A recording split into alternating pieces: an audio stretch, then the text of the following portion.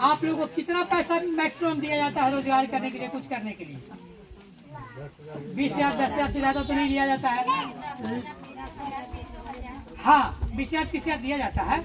उसके बदले में 100 रुपया का 1 रुपया 1 महीने का सूद लिया जाता है। बिल्कुल।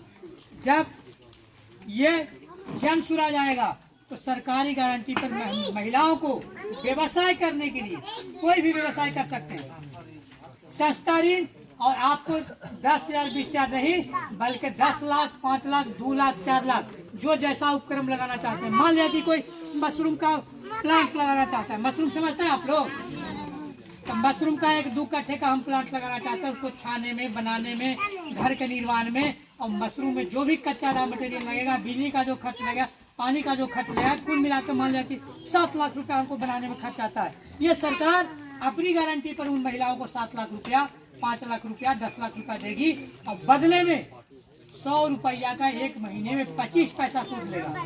100 रुपया का 1 महीने में कितना लेगा? तो उससे तो सस्ता हुआ ना, कम हुआ कि नहीं, और पैसा भी ज्यादा मिला। समझिएगा। तो ये महिलाओं के लिए कार्यक्रम है। उसके बाद है बच्चों के लिए। हमारे बच्चे जो बच्चा से लेकर 10वां तक, इंटर तक पढ़ते हैं, बिहार सरकार उन लोगों के लिए फ्री शिक्षा की व्यवस्था किया है। लेकिन जो व्यवस्था है उससे हमारे बच्चे पढ़ कर जो निकल रहे हैं, उनको कहीं भी नौकरी के लिए पूछा नहीं जाता है। क्यों नहीं पूछा जाता है? पढ़ाई ऐसा भी हो है यहाँ का कि जो बच्चा 10वां पास कर गया है, IAS पास कर गया है, इवन इतना तक कि ग्रेजुएशन कर गया है, उसको बढ़िया से वो आवेदन भी लिखने।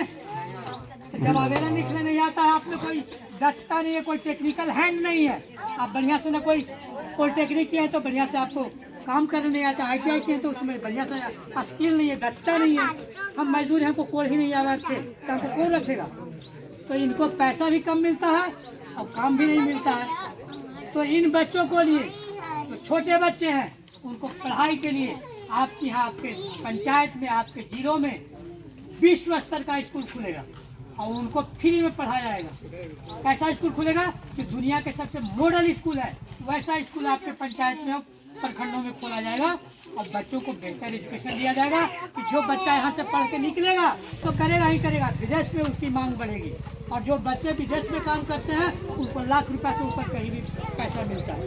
तो अगर यहाँ के लोग विदेश में रहते होंगे तो निश्चित रूप से, लेकिन उनको भी पढ़ाई, टेक्निकल हैंड में उनको दक्षता होनी चाहिए। हमको कुछ आएगा नहीं तो विदेश में कौन पूछेगा हमको?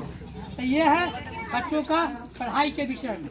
अगला है कि किसानों के लिए खेती का बेहतर कमाई का उपाय किया जाएगा। जो लोग नकदी फसल का खेती करना चाहेंगे, जैसे लोग आलू उपजाना चाहेंगे, 1 बीघा 2 बीघे का आलू की खेती करेंगे, तो उसको कुड़ाई में, जुताई में, पटवन में और मजदूरी में, मजदूर लगेगा ना उसको कोड़ने में, रोपने में, बोने में, मिट्टी चढ़ाने में, पटाने में, या उसको फसल जब उपज जाएगा तो उसको निकालने में, सब कौन देगा? सरकार देगा और किसान के खातों में देगा। सरकार देगा, किसान के खातों में देगा।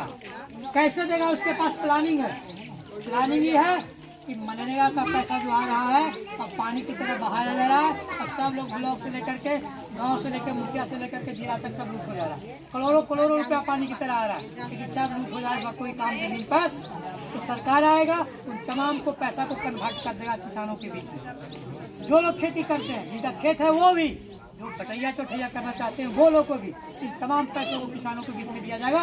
और साथ ही साथ उस उत्पादित फसल का, जब टमाटर उग जाए 10 दिन में, 5 दिन में टमाटर खराब हो जाने वाला चीज है, 1 दिन तोड़े, उसका दूसरे दिन देश के मंडियों में उसको भेजने की व्यवस्था किया जाएगा और उसको बढ़िया मूल्य उत्पादन किया जाएगा, दिया जाएगा। तो ये 5 चीज हुआ, बच्चों के लिए, युवाओं के लिए, वृद्ध लोगों के लिए, महिलाओं के लिए और किसानों के लिए और युवाओं के लिए।